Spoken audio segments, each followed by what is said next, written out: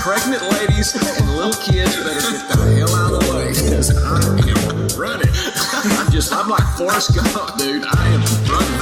So the Titanic was the biggest ship on the ocean, but that didn't mean it was unsinkable. Okay. All right. I want you each to use ombudsman in a sentence next week. I got one for you.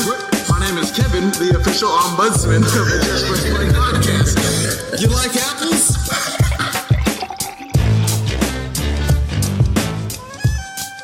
All right, welcome back to another episode of the Just Press Play pod. Joined as always by the two amigos. I got Pops and LJ with me. What's going on, guys? Woo woo! Not much. What's up? Man, I'm kind of trying to recover, get back into everyday life. You know, I spent the weekend at Hangout Fest out in Gulf Shores. It was amazing, but ran a little hard, and now it's time to get back into a normal life again. And then now we're back with the guys, so ready to fire up another episode. By the way, I want to let everyone know out there with this podcast, the JPP is brought to you as always by one of our best friends over there, and that's SeatGeek. If you're looking for any tickets to an event or a concert or game, stand-up, anything you're looking for, SeatGeek has the tickets, and they will take the confusion out of your ticket buying experience. Instead of shopping for dozens of sites to try to find the best deal, SeatGeek will do the work for you. They scan all of the interweb for all the best deals to your favorite games, concerts, and shows, and then rank them for you. They'll give you a red dot for bad deals, a yellow dot for that's an okay deal, and then a green dot for, go ahead and buy that ticket up right now. And right now, if you hit the promo code in there, ACAA at checkout, you can receive $20 off your first purchase. So hit that concert up and get the first round of beers. If it's just two, as long as it's not too many beers, the first round can be on the JPP pod. So yeah. SeatGeek License event, we have the tickets. All right, Pops, we got to get into. I haven't got to watch all of the playoffs over the weekend, but the Warriors, part of the finals has now been set. Half the finals are there, and the Warriors advanced. They swept the Blazers, pour one out for Dame Lillard, and then it looked like they just kind of ran out of energy. But now the question is, are the Warriors better without finals MVP Kevin Durant? I'll just let you go. There's no way you can take arguably the best player in the NBA off a team and it be better. I can't see how that happens. But I will say that it looks like they're back to old Warrior basketball. The ball is moving around the floor. They're not doing isolations to one player. Draymond Green has picked his game up to another level that I have not seen in a while. That we were like, oh, this guy. He is back to the glue. He is the glue that holds everything together. And I do think there was a little bit, and I've heard a little talk. I don't think this is an FUKD, anything like that. I didn't realize that was just a 4-letter acronym. I was going to say, that didn't spell anyway. Well, I think you can figure out what I'm saying. But some people are suggesting that this is a big middle finger to KD, that, hey, we were good before you got here. We'll be good after you leave, blah, blah, blah. I don't think it's that, but I do think it's, hey, we were a good team. We were an amazing team before KD came, and we can still play that way. And I think that you see the ball moving around, like I say, not getting stagnated. And I like it's more fun to watch from a spectator viewpoint because the ball's just flipping around, moving, shots are flying. And so, no, are they better without KD? I don't think so. Are they a different team? Yes. Are they still a really good team? Maybe the best team in the NBA? Yeah, I think they probably Just are. to throw some numbers out here, and these are getting thrown around now, but on the Warriors with and without Durant in the playoffs this year, the Warriors were 7-4 with Durant, and then since Durant has gone down, they have not lost a game. They're 5-0, aren't they? They beat the Rockets, and then they swept the Blazers. And then to even further lament that, in the last 31 games that the Warriors have played with Curry and without Durant, the team is 30-1.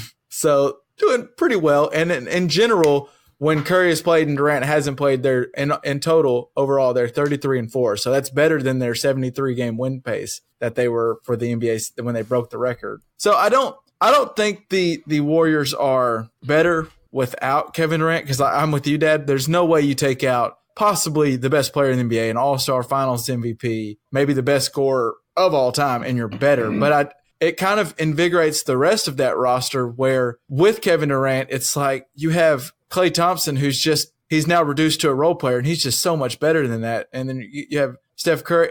That's an excellent point. And then you have Draymond Green, who instead of being this guy who all of a sudden now is initiating offense, because when he shines is when he does that. He sets the pick and he rolls, and then that right after he catches the ball, that next decision he makes, whether it's a lob to the rim or whether it's a toss to the corner to Klay Thompson or him making a dunk or floater.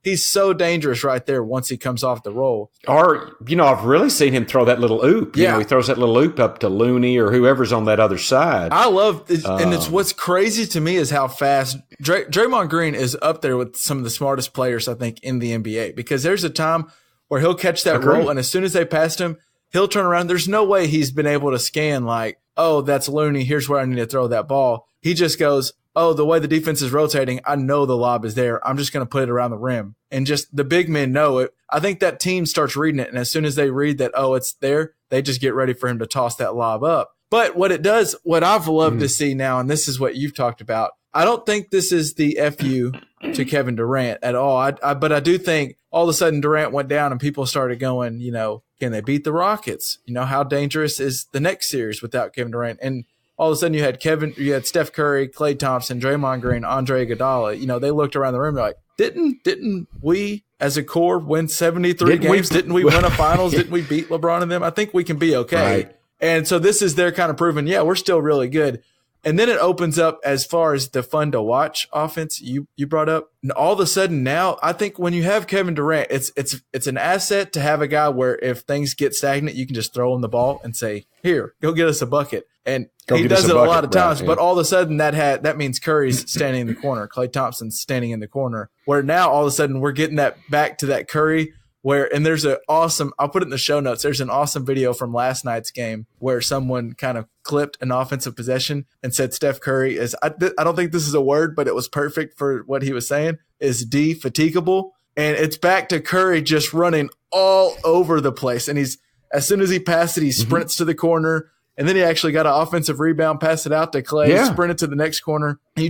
That ball's popping all over the place and Klay's running around. And now it makes, when that ball starts popping around and you're trying to recover and guard those guys, now Looney is that much better because no one, you can't guard everyone on the court. And now we're seeing that kind of Popovich Spurs basketball where it's popping all around and you can't guard it. And it's awesome to watch. I can't wait. And I think what this does, I think it might make it a mutual thing. Oh, by the way, I wanted to bring up that Curry in this 4 games that Durant's not playing, I think he scored 37, 36, 35, 37. So he's right back this is back to 2015 MVP Curry where he won a unanimous MVP and he's really good. And I think this brings up the thing where Kevin Durant's not going to leave after this offseason out of spite. I think maybe he looks at Curry and then goes, it's real fun.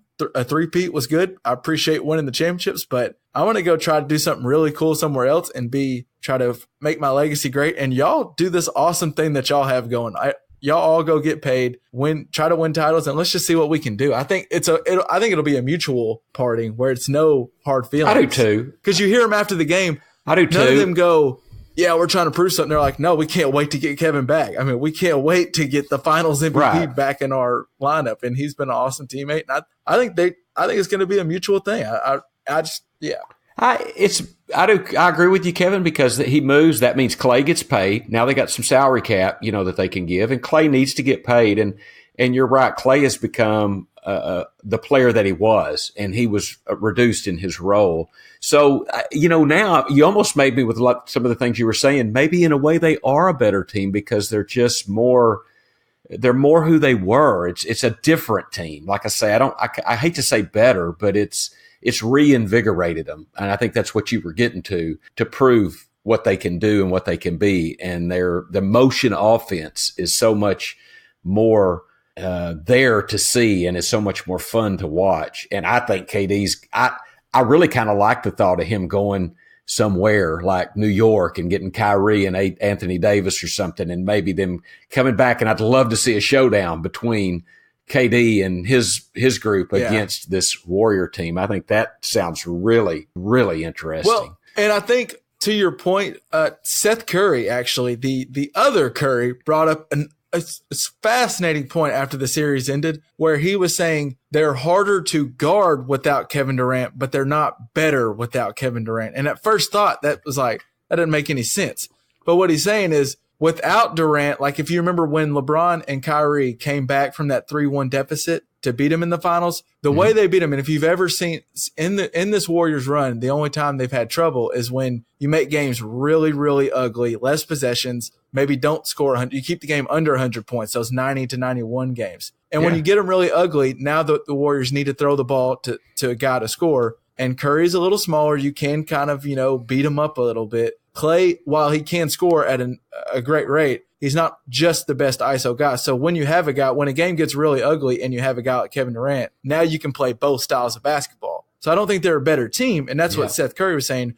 But all of a sudden, when that ball's popping around and Clay does happen to get 3 threes in a row, and Green hits a 3, and now Quinn Cook made a 3, and there's Stephen Curry out there, now they're unguardable. And so they're not a better team because I think Durant is the second best player in all of basketball right now this year, active player, but they are harder to guard. And I think the NBA is going to be more fun next year if Kevin Durant leaves and this team now gets to, and a shout out to Draymond Green, who the story before the offseason, and we were not that long ago, three or 4 weeks ago, we were thinking Draymond Green looks like it's already on the downturn for him. And the GM, Bob Myers, went to Draymond Green and was like, look, we're going to need you to be old Draymond Green. Like, we're going to need you to get back to your old ways for us to really hit that level again. And Green said, yeah, I know. I have a plan. I'm going to lose 20 pounds and get back to me. And you can tell now he lost some weight, and he gets that rebound off the rim and just starts sprinting down the court as soon as he gets it.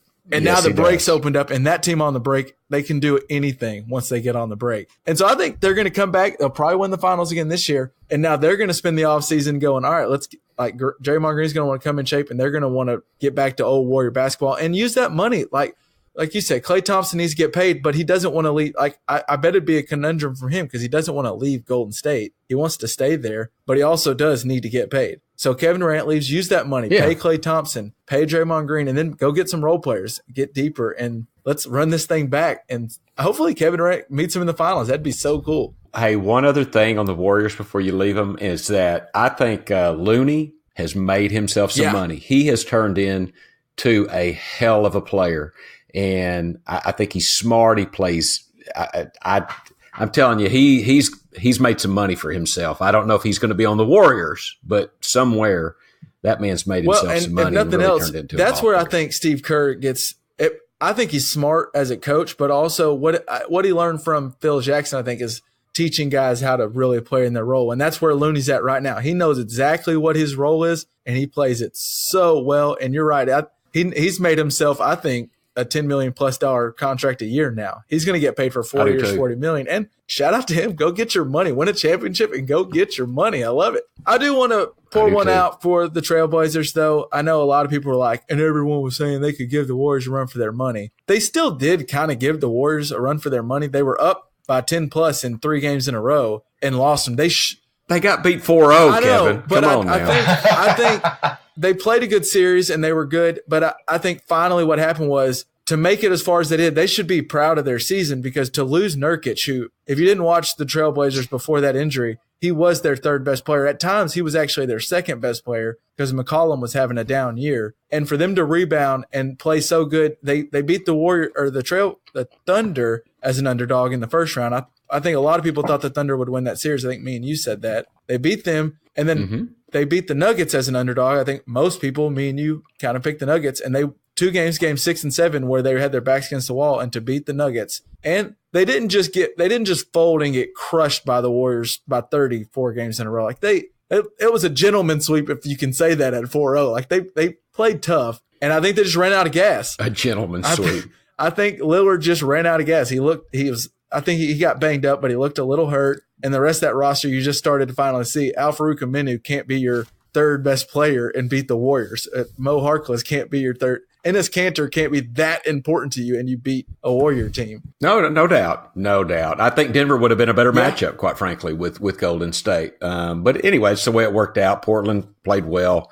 They'll be back and do well. But Golden State is still the class of the NBA, even without the best player in the NBA. This puts the spotlight now on the next series, and we probably won't talk too much on it because by the time we're recording this as of Tuesday night, so by the time this comes out, I think game 4 and 5 will have been played. So the series could have a whole different outlook. But Kawhi versus Giannis, in game 3, the Raptors finally put Kawhi on Giannis, and Giannis had a tough game. Scored 12. Made a difference. 12 points. Made a difference. And Kawhi stepped up and played big. That was an awesome double overtime game. And that series is going to be fantastic. I think you just got 2 stars who both want to prove they're better, and the teams are good. The home crowds have been awesome. I'm excited to watch that. I think whichever one wins, I don't really think they have a shot at beating the Warriors, but you never know. If Giannis or Kawhi could be the best player on the court, LeBron has shown us if the best player on the court's on your team, you have a shot at least. So you have a shot, right?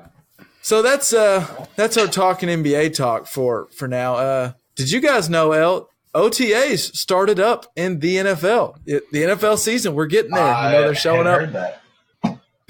I noticed something. I noticed something today where if your team's getting talked about at this point, at this juncture in the offseason, it's probably not a good thing. It's a bad sign. Yeah. Like I was so happy to know that. Like I turned on Get Up. And I wanted to see what their kind of teasers were, what stories they were going to talk about, and same with First Take. The fact that Jared Jones and the Cowboys didn't get mentioned at all, I was like, that is great news for the Cowboys. Like, you just don't – and there is a little thing where Ezekiel Elliott's going through, I think, something where he may have gotten in an altercation in Las Vegas or something. Apparently, the NFL said they're not worried about it. But it just brought me to I came to the realization, I was like, yeah, if you're talking about Team X right now, usually you're talking about something they're doing wrong. And it's negative. That brought me to, I think that I don't know what the teams in New York are doing, but I think they're both trying to like outdo each other as far as just shitting all over themselves, because New York, the Giants did their thing where they're like Torment, huh? Somebody shitting their pants. I mean, the Giants, they paid Odell Beckham a ton of money and then traded him, and then they drafted a quarterback really early, and then a lot of people are upset with it. And did you see? There's a picture of them at OTAs, Daniel Jones and Eli Manning, and it's really hard to tell which one is which. And I think the Giants may have just drafted Daniel Jones because he looked like a Manning. They both had their kind of silly looks where their mouths were open and their helmet looked the exact same, and they looked identical. But the Giants are not to be outdone because the Jets came through, and their CEO, Christopher Johnson, decided they had a GM. They let him not only do all of the draft, scout and do all of the draft, then they let him spend the $101 million they had in free agency on Le'Veon Bell and C.J. Mosley and a few other players. And then after he did all that, they decided, okay, now we're firing you and letting someone else run the ship. I don't know what the hell you're doing. Like, what's his name? I think Bill Parcells used to say to be successful, he needed to buy the groceries, do the shopping, and also get to do the cooking too. Like, you got to let one guy do it all. The Jets let Mike McCagnon, who was the GM, go to the grocery store, do all the shopping, and then fired him before they even started cooking. They hadn't even fired up the oven yet. They fired him. And then Adam Gase, who I don't really know how that worked. I don't know if McCagnon hired Adam Gase, but now Gase is just going on basically there's a power struggle between the two. And Gase said that he didn't get to choose any of the draft picks. He didn't actually like the signings they made, which why would you, as the head coach? Yeah. You're basically saying, I don't think we should have paid the linebacker that's on my team that you're now locked into for 4 years. I don't think we should have paid Le'Veon Bell, who's on my team for 4 years. So I don't know what the Jets are doing. That's trouble. But boy, you're right. Not to be outdone by the New York Giants. Here come the Jets. I just there's no telling what's going on there. And then the gift that just keeps on giving is LJ's favorite player in all of the NFL, and that has Ben Roethlisberger, who has been on the apology. Got to be Big Ben. He's been on the apology tour all week. Earlier, I think it was Monday morning, he did a TV interview where basically he apologized to Antonio Brown and said that a lot of the comments he made in different interviews, he shouldn't have been bashing teammates. Sounds like I've heard LJ say something similar to that. he said he shouldn't have been so critical of him, and he wishes he could apologize. And then Antonio Brown responded. We don't know for sure if it was a response, but he just had a 2-word tweet that said Two-Face. And then today, as of Tuesday, Antonio Brown was talking to some media after OTAs, and he basically went again and said it's hard to process. He basically said that Antonio Brown has ghosted him ever since. He hasn't talked to him since the last Thursday before the last game. And he said that it seemed good. They hugged and they kind of talked about some things, some issues they had, but everything seemed good. And since he's tried to reach out to apologize to Antonio Brown, and Antonio Brown won't take any calls, won't listen to his apology. So it's kind of weird. But it sounds like Roethlisberger's doing the same kind of behavior that led to their first deteriorated relationship in the first place, where he threw him under the bus, and now he's throwing him under the bus again, saying, I try to apologize, but he won't let me. I'm trying to be bigger, but he won't let me be the bigger man. I may be biased. It's possible that I'm biased. But, like, maybe. What I feel like I'm taking Antonio Brown's side on this, and knowing all that we know is something that I just would not do. So I feel like either I'm biased or Ben Roethlisberger is way wrong about the way that he handles everything in his life. And so, LJ, that's a good point. I think I'm tending to take AB's side of this, and that should tell you something. Which is crazy because Antonio. He's nuts. Antonio Brown is a nut. Is an idiot. Good Lord. Did you see, LJ, you might like this, that a Broncos defensive lineman, Shelby Harris, a couple weeks back was taking credit for the downfall of the Pittsburgh Steelers. No, I did Did you not. see this? Oh, man, I need to get to New Jersey. Well, so in the final minute of the Broncos' 24-17 win over the Steelers on I think it was November 25th, I think that was what I read. They had an interception where Brown threw a ball, or Roethlisberger got rushed by Shelby Harris and threw an interception. Yeah. And one of the players for the Steelers said that, that's where it kind of all started happening, because Ben Roethlisberger may have blamed someone. And then I think the next week he went on the interview and said someone should have ran their route better. Yep. And so someone asked Shelby Harris about it, and NFL Network they were like, do you deserve any credit for the Steelers slide? And he said, yeah, you know what? I think I'm the reason this happened. And then he was joking.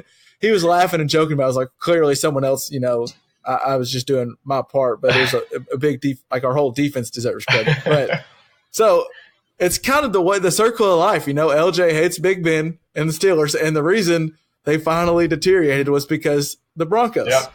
The Broncos started it. Yep. It all comes back. It all comes back around. Yep. We can't win a playoff game, but we'll do what we can to ruin my enemies. That's all I care about. All right. Switching gears here 100%. But there was a recent poll that went on Twitter, and it became a little bit polarizing. And I wanted to ask you guys, I'm just going to throw the question out there, and I'll let you go first, Dad. Do you wash your legs in the shower? Of course. Yes. Why wouldn't you wash your legs? I wash everything in the shower. I don't have to go body part by body part. No, I think you can just leave it at everything. I think the listeners can make their own mind. They don't need any more visuals. Let me say, there might be a time when I worked late, got home, went to bed, get up the next morning. I've not done anything. I might, do a little quick wash, but still I hit everything, briefly. LJ, are you among the same as Dad there as far as wash your legs in the shower? This is perfect.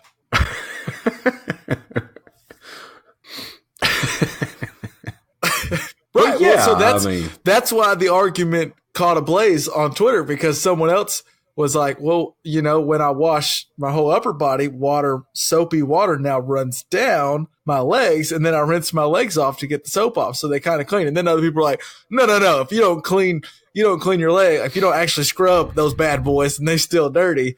But the devil's advocate was, by scrubbing your legs, the more you do that, you're scrubbing minerals away from your body or something, and you're drying out your legs. Well, now, sometimes there's a weekend when things just get a little, busy, and, I have this weekend. Okay, so this weekend we were up at the river. I took a shower Friday morning, right? Friday morning. And we had guests over that were staying in our guest room where all the towels were. And they went to bed early and slept late. So, I mean, it was Sunday afternoon before I could take a shower again.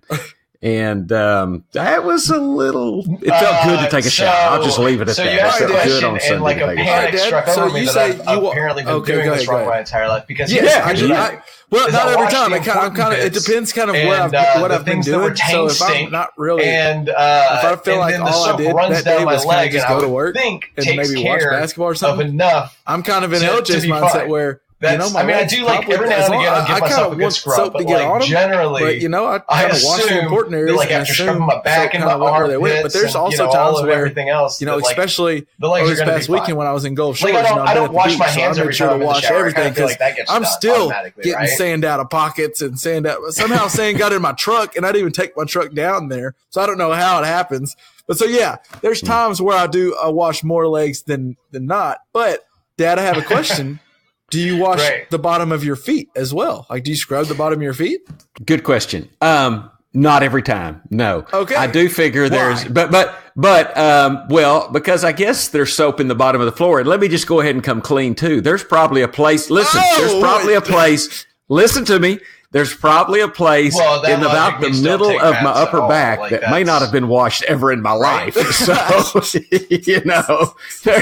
there's just areas you can't reach. There's just an area I can't get to, so I try to let the soap run down, but I mean, I'm just being honest. Oh, Lord. Yeah. Oh, no. I'd rather clean that. I'd like a little scrubbing. I'd like a little scrubbing to go on that plate. Yeah. Yeah, I would like that. Yeah. I want a sponge to at least touch that thing. Well, but think about this. Think about the sponge that you're washing your plates with that's probably been sitting there above the sink for a month, and it's disgusting and falling apart. Yeah. It's terrible. So I don't know. Maybe it'd be better just to let the soap hit it. I don't know. Yeah, right. I try to, but yeah. Well, yeah. That's an interesting point that you guys bring up because I too don't have a dishwasher and I have like one of those brushes, not a sponge, but it's like a brush that I put some soap on and then I kind of brush everything in. It helps me get in cups, and everything. And I have not bought a new one. Let's just say in a while. And I assume soap's on. I put soap on every time, but okay. Yeah, I mean it's clean and dirty dishes. Kevin, do you replace your toothbrush ever? Do you ever replace your toothbrush? I think when I was 7, I replaced it. Oh my God! No, I'm kidding. I replaced the toothbrush when it starts looking a little root, because the bristles start going sideways. And this there's a reach issue going on. I don't, Well, is this weird too? Like your sponge that you use in the kitchen, I'm kind of a big deal. Well, do you think? Okay, so here's squeeze it out and set it up to dry. Definitive why you should wash your legs more thoroughly. Don't leave it in the bottom of the sink with just water in it all the time. Yeah, because then when you pick it up like the next morning, it's like cold water. That just cold. It's nasty. Ugh. Now, right? Yeah. Hey, when a sponge starts smelling, it's going in the trash. The sponge better hit that bad boy. So, It starts to get that. Gets that smell kind of like after it's disgusting. Like dry off with the towel and don't hang it back up. You just like crumble it up and put it in the floor. It's gross. I do my best and it's still awful. Yeah. I know the smell. Yeah. Dad, I felt like now. To be fair, I get rid of sponges more than no kidding. For like every 2 weeks or so. But I also wash all my dishes by hand, so I don't even have a dishwasher. We'll handle this off there. But I do think I need a new brush. Like tomorrow morning, I think I'm going. No, I know you need a new brush. Yes. Well, it looks clean. I do. So after I scrub off something, I do try to kind of run it through the water real good and get all the soap out and make sure it's clean. Like there's not just like food particles sitting there. But yeah, probably time for a new one. Dad, I felt like you brought up something before we started recording, and now it just seems like a very fitting time. But you were going to explain to us how soap works. I mean, it cleans. Yeah, I was thinking this really would fit into the subject. Well, because soap, if you get a little oil or grease or dirt on your hands, you can rinse your hands under water, and it really does a lot of nothing. Because if you think about it, oil and water do not mix, right? If you spill, it floats on top of the water. So what happens is soap has the molecule has two different sides. And one end of the soap molecule is attracted to water. That's called hydrophilic. Rank. It like picks up. It's attracted to in water. The kitchen when it's the wet. other side of the soap molecule repels water, so it's called hydrophobic. Okay.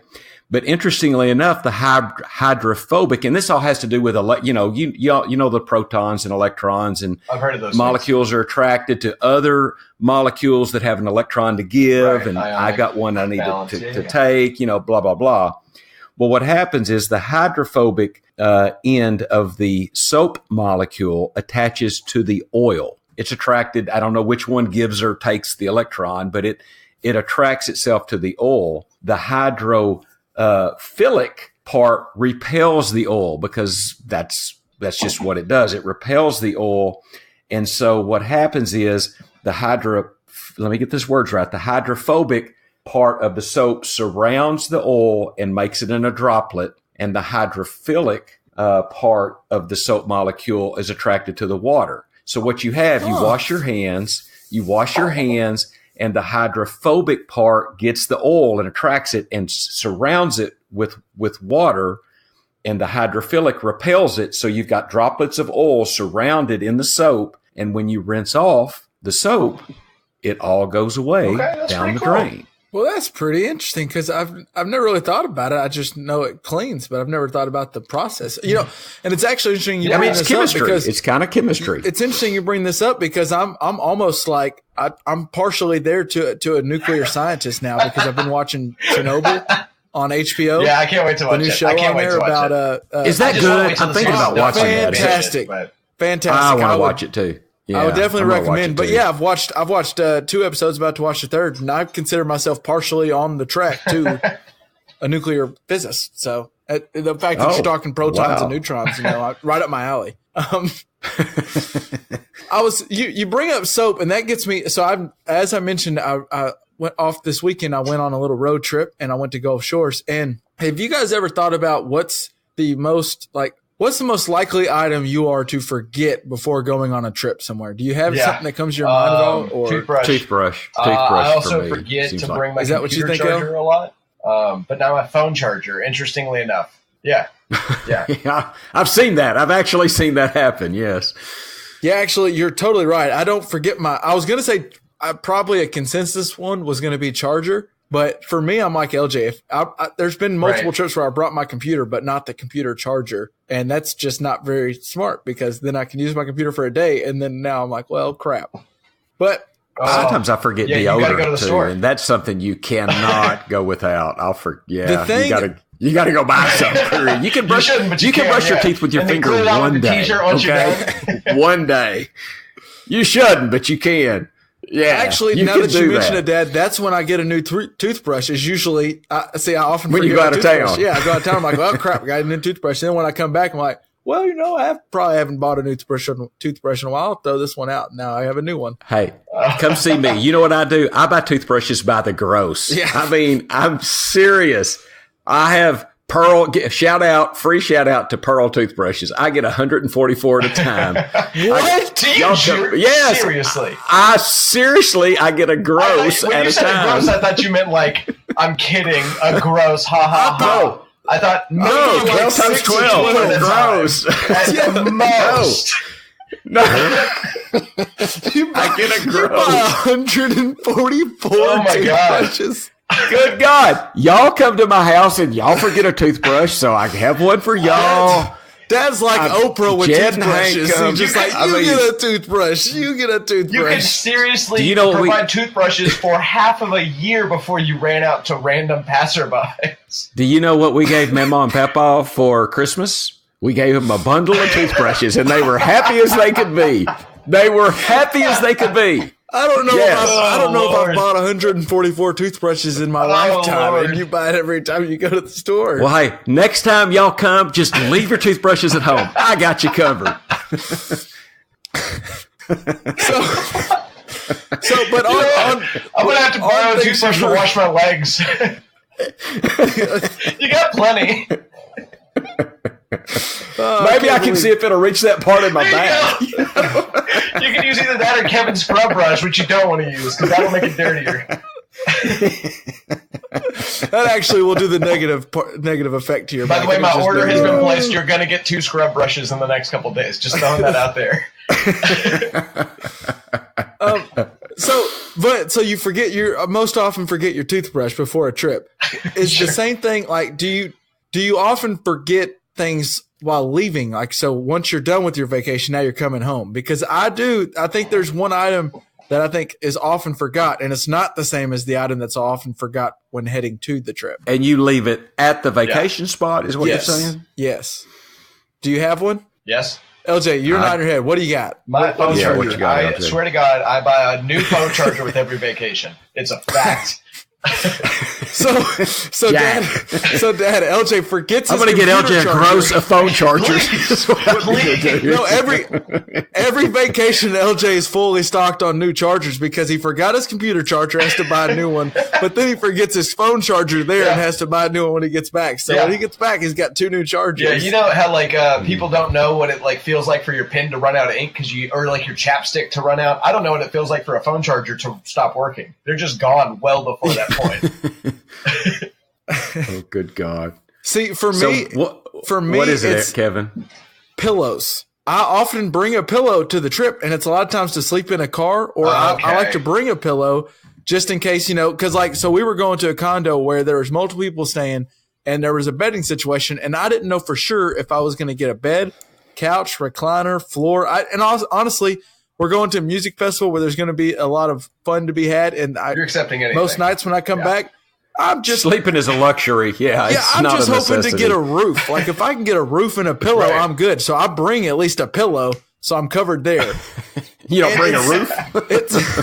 It's easy. I forget my pillows a lot of times. Like I feel like it's so easy to forget it because you just think like I never forget my phone charger because that's always first thing when I'm leaving. I'm like, all right, got my charger, got my toothbrush, I got my stuff. I don't think got my pillow, and then like I get an hour down the road. And I start thinking, man, all right, I might take a nap. Where's my pillow? Son of a gun. It's sitting right there by the hotel pillow, just sitting there. Oh, God. I always forget pillows. And so you get friends to like maybe grab your pillow. I think I got a friend to grab it, but I don't know when I'm going to get it because a lot of times, like when I come back to Texarkana, I'm staying with them. My first thought's not, oh, hey, let me get my pillow. It's like, let's go grab a drink or let's go get some dinner. Yeah. And so I don't know. I don't know if I'll ever see that pillow again. Rest in peace to the pillow I left in Gulf Shores. I think you're a little knuckle. I mean, that's kind of silly to take a pillow on vacation, I think. For real? I mean. Well, I go on a lot of vacations where there's multiple people staying in the hotel room, and I don't know if I'm going to get the bed or not. So at least I make sure I got my pillow. That's bachelor man life, all I need. Dad. We don't know anything about that.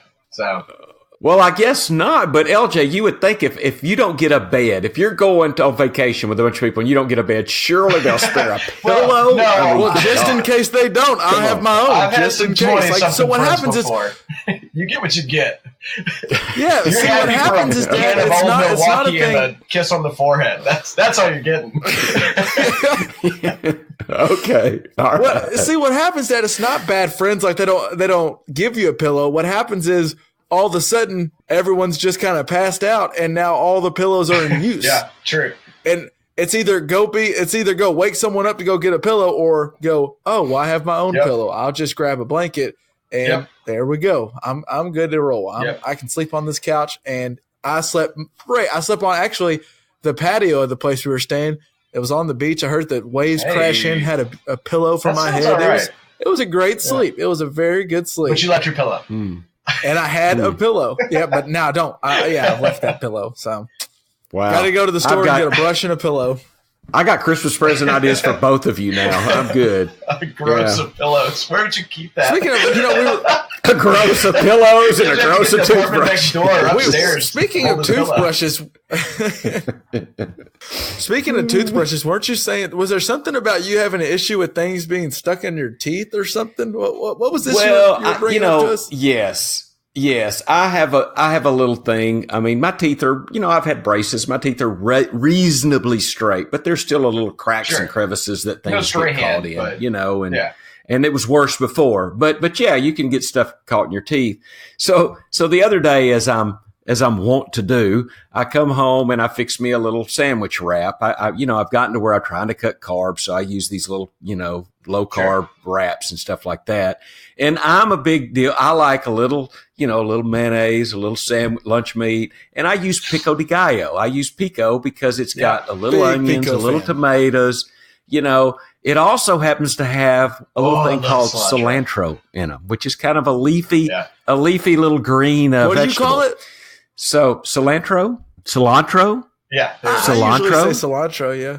Cilantro. What do you call the little green peppers that you put in like salsa? Jalapenos? Okay. You have some jalapenos. I don't call them jalapenos. Yeah. Okay. Anyway. All right. You're confusing me.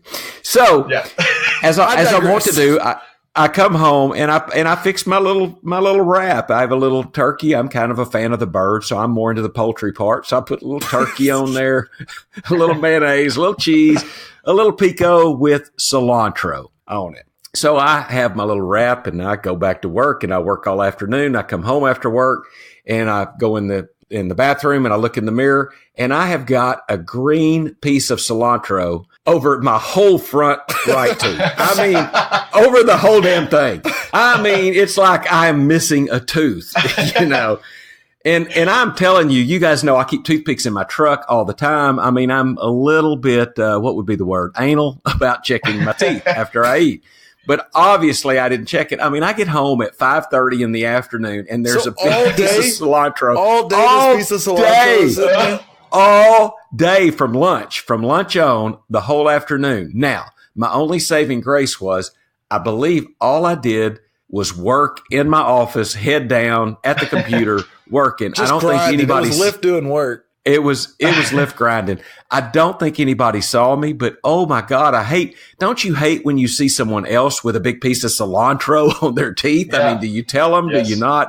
You tell them. You have to tell them. But I was just, unless it's somebody you don't like or don't know very well. No, it depends on whether it would embarrass them more or less to know that it's from you. To me, like it's like high schoolers I work with all have like egos, right? And so if like some 30-year-old dude tells them like, hey, you got something in your teeth, like I think that might be a little bit more heartbreaking if they were doing nothing else throughout the day. Like if they're going on to another class, like, yeah, let them know. But you know what I mean? Yeah. Well, what do you do? Do you whisper? Do you tell some other friend to go say, hey, tell Joe he's got crap in his teeth? That tends to be a better solution to me. Yeah. Yeah. But I try to politely, and I know the listeners can't see this. I try to politely go, like that or something. He put his finger to his teeth and kind of pointed. Yeah, I kind of point to my teeth. It's like if you get something on your lip or something, or if you get something hanging in your mouth, I just kind of, when I catch your attention, I'll go kind of like just point to that area, and hopefully you'll get the idea. You know what? Okay, so that reminds one of the most awkward situations is like sometimes I'll just like scratch my beard or something like that, and then like oh, that felt nice, I'll scratch again, and then someone thinks I'm hinting something at them. They'll like try to wipe their face. It's like no. That's just an awkward situation that comes up a lot. So. I think all in all, I think you should probably try to tell someone. I think I'm with you, Dad. Like if someone's got something stuck in their teeth, try. And I get what LJ's saying, especially like if I'm a high schooler, I'd rather my friend tell me than my teacher tell me something stuck in my teeth. Yeah, I'd rather my homeboy be like, "Hey, get that cilantro out of your teeth." Hey, if I have cilantro covering one whole tooth in my head, that's a different ballgame. Once you get to that point, anybody. Maybe they thought I was missing a tooth. That's what I think. I think they thought, man, Lifford must have had a weekend. Did he trip and fall and lose a tooth or something? And they were wanting to be kind. They didn't want to tell you how noticeable it was that you lost that tooth. I mean, because you're just grinning at everybody. So you get home in the afternoon and you realize that's been on there since lunch. Yep. Oh my God, that was a horrible feeling. What do you think's the most likely or the food that gets stuck in your teeth the most? Like is cilantro number one? What? I got an answer. I know the answer. Give me your answer, El. I mean popcorn. The little kernels, the little sheets. They get stuck in my teeth. I get 2 per times I eat popcorn. So that's insanity compared to every other food in the world. Broccoli's a pretty bad culprit. You'll get some little little pieces in there. Well, and I like fresh ground pepper sometime, like on a salad or something, and you get some like fresh ground pepper that are big. You can get pepper all in your teeth. The candies are like some sweets that are terrible for your teeth. You almost feel like you have to brush your teeth after. Butterfingers, They get stuck in every crevice of your teeth. Yes. And then an Oreo. If you ever eat Oreos, they get stuck in your gums and teeth. Like your teeth get there's black marks. I always feel like I'm self-conscious. Your spit, about Oreo. Cheetos. Cheetos don't bother me, but but like your spit turns black with the Oreos. Speaking of Cheetos, Dad, if you're eating Cheetos, do you lick your fingers afterward or no? Sometimes. Yeah, sometimes I'll lick my fingers. If I've been working on the lawnmower or something, I don't. But, I'll sometimes lick my fingers. Sometimes that's a great part about Cheetos is getting fingers after if you're like at home alone. This is just a little fact I know that Doritos apparently, and I'll have to look it up and make sure this is true, but I'll put it in the podcast anyway.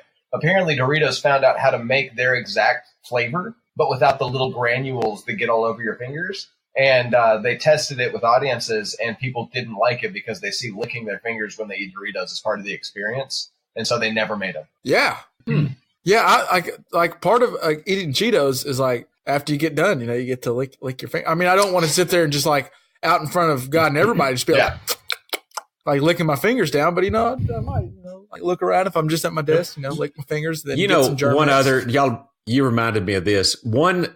Potato chip, I guess you would call it, that I used to really like was Funyuns. But if you eat Funyuns, you ain't getting close to anybody anytime soon because your breath be stinking. Talk it's about bad. Speaking of, we were mentioning road trips earlier. That's if you go to the gas station and you're going to get a snack and you're riding with some other people, don't get Funyuns. Like, don't get Funyuns. They're terrible. Yeah, unless they taste great. If you do, and if you are going to get Funyuns, get a pack of gum with them too, or something. Get some Tic Tacs. That's right. Totally agree. All right, another group that probably doesn't need to get Funyuns, since I don't know if they brush their teeth. We got to get into some Game of Thrones. Yeah. All right. Season finale has wrapped up. Season 8's done. The series is done. It's over. I guess I just kind of want to just go straight to you, Pops. What were your thoughts when the season ended? What were your thoughts? I don't want to be a hater on the show or anything like that, but I was disappointed. Go ahead and whinge. I was less than enthused with the end. I thought the way that I had too much invested in Dany for her to be. I just didn't buy that her character was what they made it to be. I didn't really like her demise, how it happened. I just didn't like that. I didn't like how Grey Worm turned out, and I know he was sad about Missandei and all that. Maybe John. What did John wind up doing? Did he just went to live with Tormund in the north with the wildlings? I think he's kind of he's the leader of the Wall and the king of the free folk, kind of. I think. Well, you don't need a Night Watch anymore. Yeah, but you don't need a Mance Raider. Yeah, so he just went to be in the north. I don't know. There's a lot. Bring up anything in specific, but I didn't. I was less than enthused with the end. Well, so I have a question about. So why didn't you like what happened with Grey Worm? I actually felt like that was one of the few really believable character arcs in the show. What didn't you like about it? Well, just like when John saw him out there and the guys were on their knees, they had obviously surrendered. And he said, wait, they've surrendered. He goes, no, they're still breathing. So they're still a threat to we got to kill the queen's enemies while they're still breathing. And he's over just slitting throats left and right, just whatever. So, yeah, I guess, LJ, I do hear your point because I did think about it more. And he saw the love of his life, beheaded by Cersei and those people, but it wasn't those guys' fault. I don't know. But I do think LJ turned, and maybe this is kind of what LJ's saying, but I did feel like there was it was neat, not cool because it kind of sucked to see, but I think it was neat to see how when Grey Worm first started, he was just this mindless soldier. Then that's how they created the Unsullied, to just be a mindless killer. And when he met Daenerys and Missandei, they kind of helped him find humanize him, his human kind of side, make him realize. Yeah, like I can feel and make decisions not just by a mindless killer. And then by what he experienced and what went through, he kind of reverted back to his old ways. And I think, like LJ's saying. Well, and I actually think he never lost it. I think one of the things to keep in mind is that he spent his entire life as a slave and was turned into a psychotic killing machine, to the point that one of the trainings for the Unsullied is they have to go pay a slave owner for a mom's newborn baby and kill that baby in front of the mom. Like, all of his entire training was about becoming a psychopath with no morals or anything like that. And so all of the things that we thought about Grey Worm doing that were good was because he had a good queen to follow. And as soon as his queen turns to not be good anymore, so does he. Why would he skip a beat? He would never, because that's all he's ever done, is done exactly what his queen wanted from him. And then you add in the fury of the one thing that humanized him being gone, then yeah, how could you ever expect him to try to do the right thing or the kind thing or the caring thing? He would just, that was one of the few things in the whole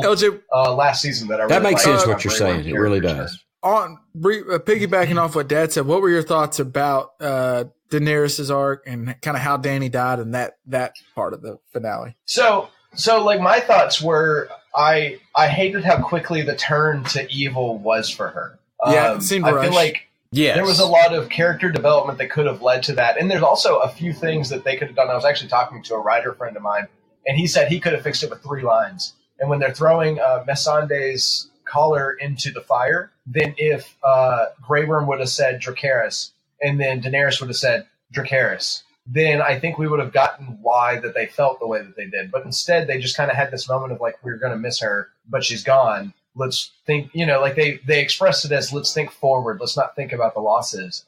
And so then we never had this reason to believe that she is the worst. And going to What is Dracarys? I'm sorry. What is Dracarys? That's the word that she used to tell her dragons to shoot fire. It's Valyrian. Oh, okay, that one. Fire. Yeah, and it's what Missandei said right before. Like they gave her, here's your like Cersei was like, say your last words, and she just said Dracarys. Right. Yeah, and then the other thing is, if that would have happened in the these same episode as universe. Daenerys' turn, that also would have made sense. Now, getting to the things that happened in the last episode, I actually think her ending was the only one that made sense with the wall that they had written themselves into. I think that was like, had they not had Jon kill her, then I don't think I would have been okay with any other ending. I'm not saying I liked it, but I'm just saying that it was the only one that made sense at that point to me from then on. So she had to die. I think she had to die.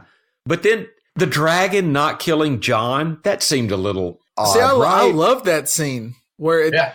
And maybe I'm giving Weiss and Benioff too much credit, but it seemed like the dragon kind of had a moment where it realized it's not Jon that killed Dany. It was the chair. It was her passion for the chair. chair. And so the dragon, and and I think this is in the books, and I know they kind of mentioned with the direwolves, but I don't know if they always connected it with the dragons. But just the same way the direwolves have a mind connection with the Starks, the dragons have a mind connection. There's a real connection there, and they can almost tell the dragon where to go without saying a word because there's a connection. So I think the dragon knew that Daenerys' goal was to, break the wheel, and the dragon was going, the wheel is this damn chair is what makes everyone crazy. When you also look at the dragon kind of carried out what Dany really set to do at the beginning. You also look at like what this dragon, we have no idea what level of sentience they have and how much like understanding of metaphors they have. Of course, but you have to imagine that if it can recognize that chair means something, which it showed that it did, then it knows that people didn't kill its 2 brothers and its mother, but this chair did. Everything that caused death in Drogon's life was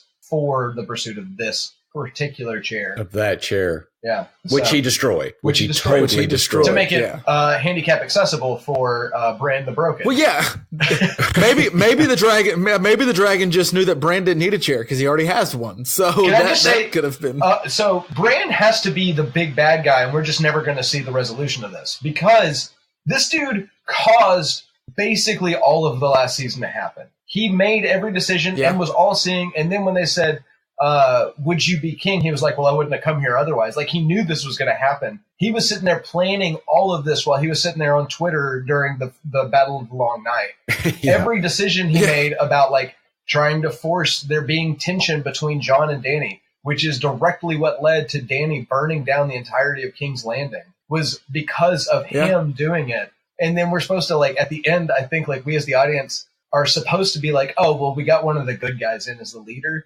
But, like, I think the underlying story is, no, we didn't. No, we didn't. This is way worse than anything. We're just not going to see the story, is what I think the true answer is. Well, and so that was my thought on the final episode. And so they kind of, like, put it into 2 parts, it felt like, They had that whole beginning part, and then after Jon killed Dany, it went black. And then they had a they had that second part where they kind of did the resolution. So I thought the first part was really cool. I mean, as far as where we got, they did rush the final season and things were rushed, but the scene where Danny was preaching to the Unsullied and stuff like that. The scene. How did Grey Worm get there before John did? Like, did John go to the convenience store on his way up there? Like, what was that all about? But go ahead. Yeah. Well, the scene where, just visually pleasing, the scene where Danny starts walking up and then Drogon flies behind her, but like the wings spread and the wings go behind her. Like, that made a cool picture scene. It was so neat. And then her preaching to them, and I think that was really cool. And then Jon and Tyrion's conversation with her, where, and I don't know, I read this on, I was kind of fell in a Reddit hole, and it was really cool. One of the Reddit people, and maybe again, maybe they gave Weiss and Benioff too much credit, but Tyrion throwing the Hand of the King thing down. The last time someone threw the Hand of the King thing down was when Ned Stark did it, because King Baratheon told him he ordered him to kill Dany, a young girl who had no army, no dragons, no nothing. And Tyrion threw it down because that same girl burnt down the city. So it was like the circle that it kind of maybe brought together. If that's what they were going for, that's really neat. And then Tyrion and Jon's, that scene where Jon went to go talk to him, the different stuff they talked about, duty and love and them.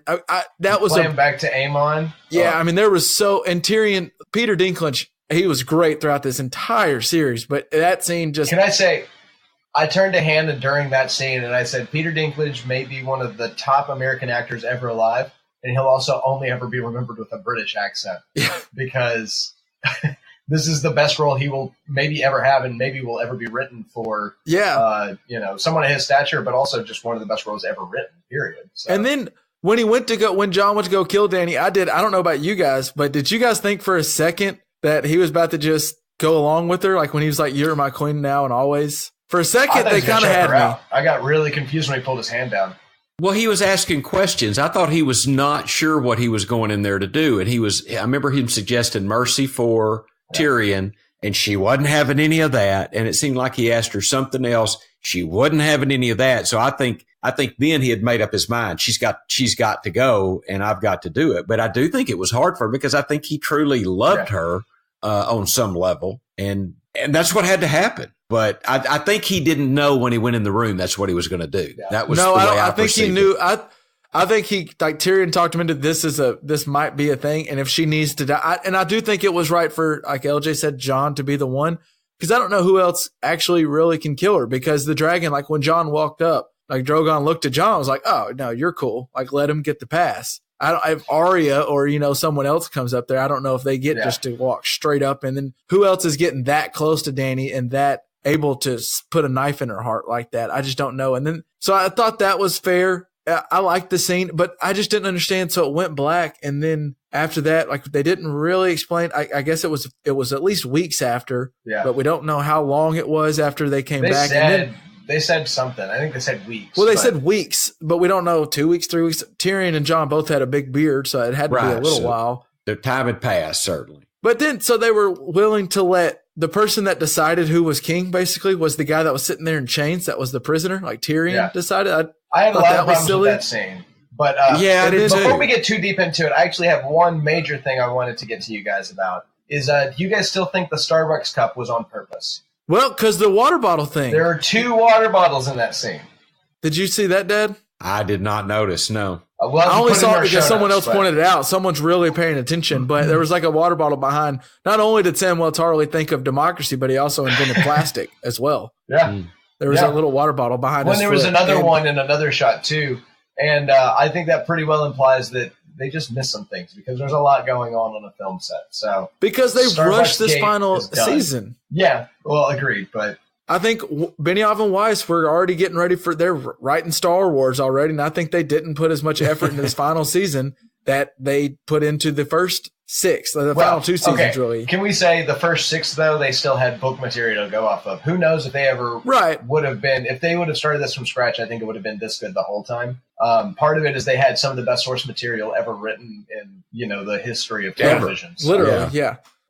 And I'm with LJ. I thought Bran being king, like saying Bran had the best story. I mean, I guess he has all the stories because he has everything. But like Sansa's story's freaking awesome. Right, and let's also think Arya about has a pretty cool story. This dude who was a bastard until he went to the Night's Watch, was murdered, brought back to life, won his castle back for his family, found out that he John has a pretty bastard. damn cool His story. story's way cooler. I mean, no offense to Bran, he was a guy that got thrown out of a window and then walked 1,000 miles. Like, that's pretty dope. But there's a lot of great stories in Westeros. Like that, he doesn't have just clear out the best one. Ed Muir's story's not bad. Yeah, and then, honestly, Ed Muir, who gets laughed at for even standing up, has a pretty great story. So, whatever.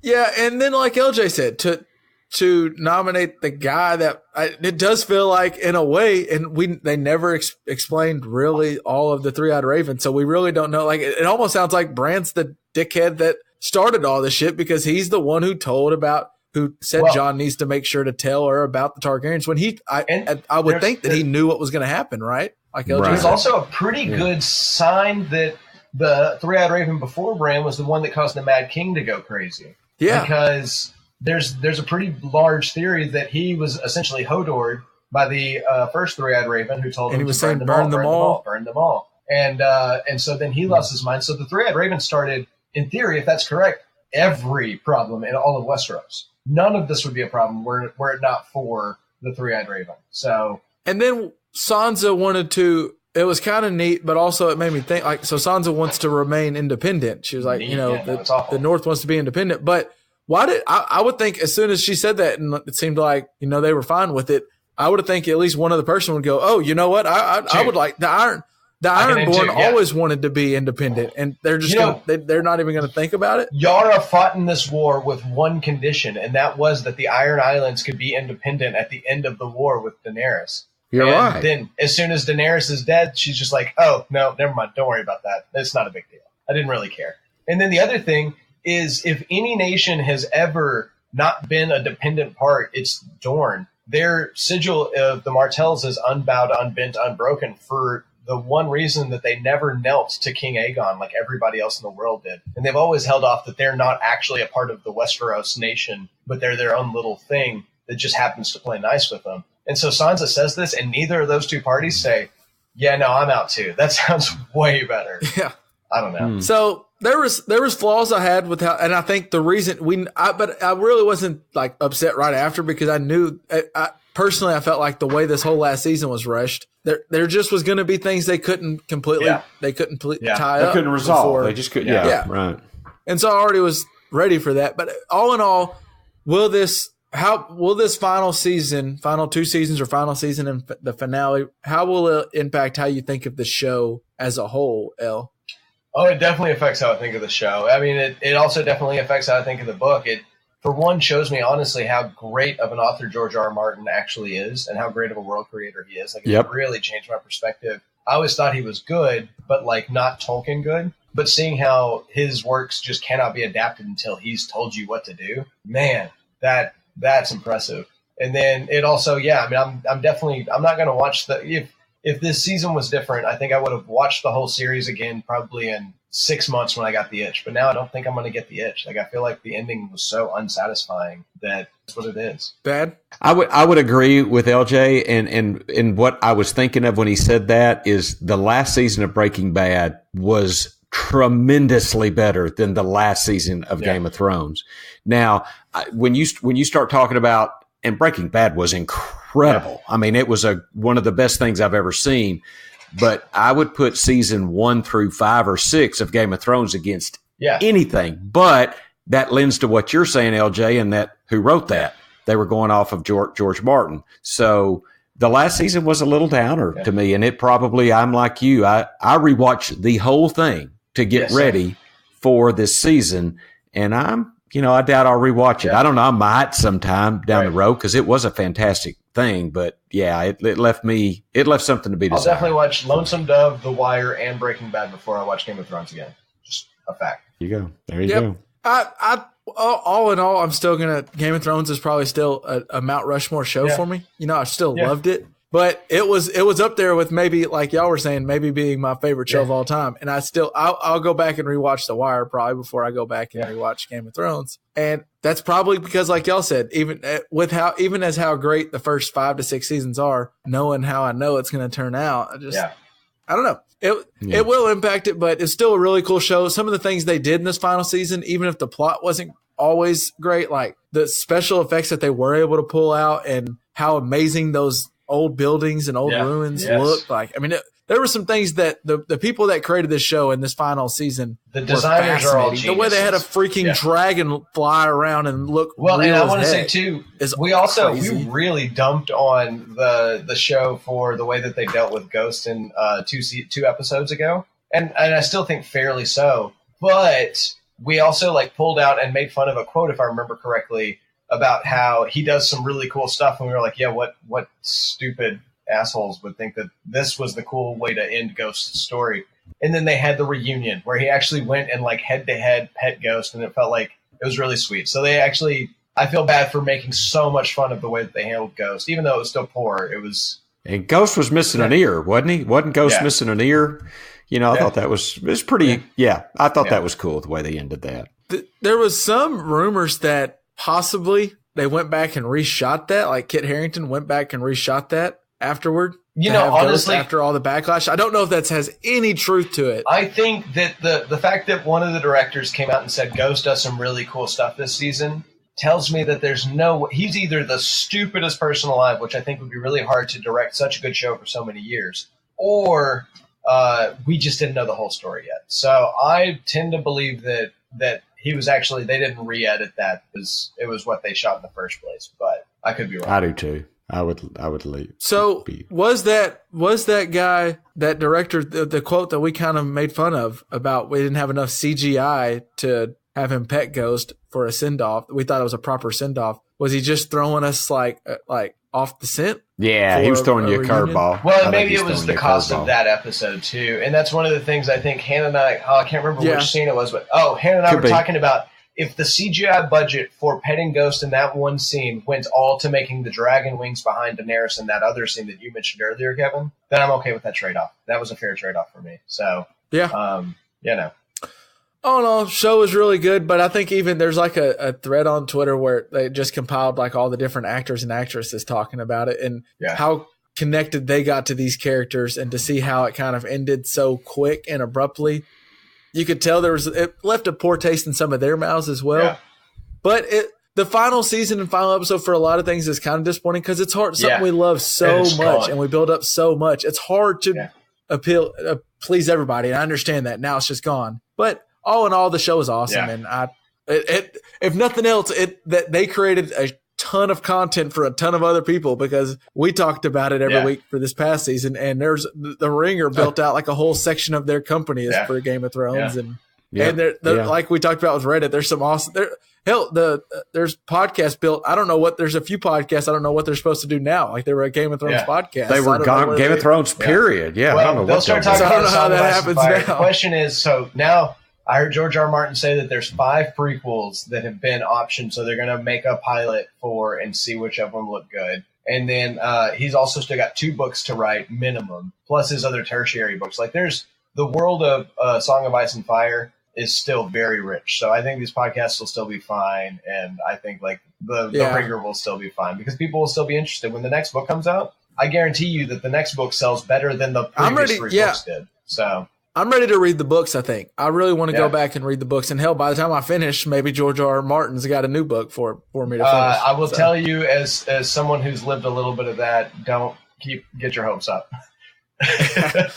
Well, I think there's a lot of people out there that'll tell you don't get your hopes up because they've been waiting, I think it's been 8 or 9 years since the last book. And George Martin's getting a little long in the tooth, isn't he? I mean, he's getting up there a little bit. If he's going to write a book, he needs to do it. Of projects. He's got 5 prequels he's working on, plus another HBO show that's unrelated altogether. Plus, they just announced today that him and I don't know if you guys know Miyazaki, who's one of the greatest Japanese movie makers of all time. They're making an open world video game together. So, he's a busy man. He might not ever finish those books. Yeah, and also And also, he's a Giants fan, so that's taking years off his life as well. So yeah, there you go.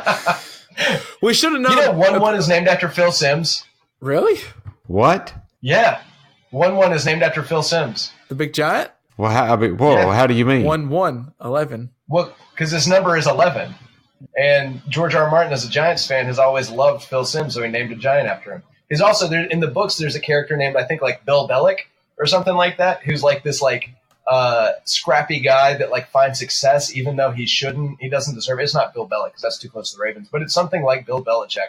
And he gets too much success too quickly, and then I think he gets like eaten by crows or something like that. Like he dies a very miserable death. So. Well, what was the deal with the we talked about it briefly, the head of the Golden Company, Harry Johnson Strickland. Or whatever the hell his name. I mean, Harry Strickland, yeah. Where did that name come from? I mean, that does not fit with any of the names in the whole damn thing. I'm pretty sure that's not a name in the books either. I don't know where that came from. Harry Strickland? I mean, what the hell? That's it. Yeah, that's the most American name I've heard in a fantasy series ever. I wonder what happened. So right before the season, I guess we should have known that Bran was going to be the king because – right before the season, I think Vegas put him at minus 400 odds to sit on the Iron Throne. Yeah.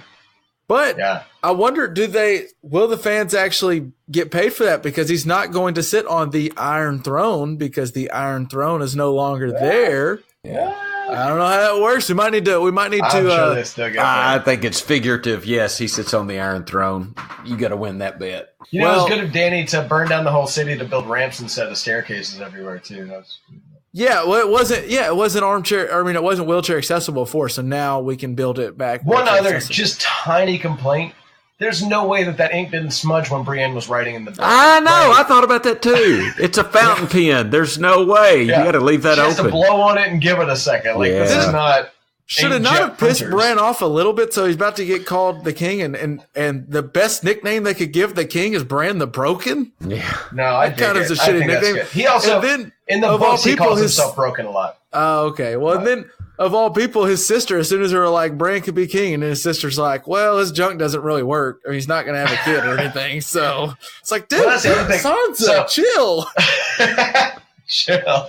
Well, we were talking about how those two groups also should have backed out when the North did, but also everybody when the North gets their guy in charge of everybody is like, no, even we don't want to be there. Like, I'm pretty sure that if I'm like a Riverland citizen, I'm not cool with it either. Like, that sounds like we're gonna be. Before we head out for this week on this podcast, we haven't done a what we're listening to for a while because we've been in with Game of Thrones, and I don't have a big spiel for you, but I do have one. As I was at the Hangout Festival this week, I just kind of stumbled upon this band that really there wasn't a ton of people around, but they were just jamming. And they go by the name Red Gold Green, but they spell it RDGLDGRN.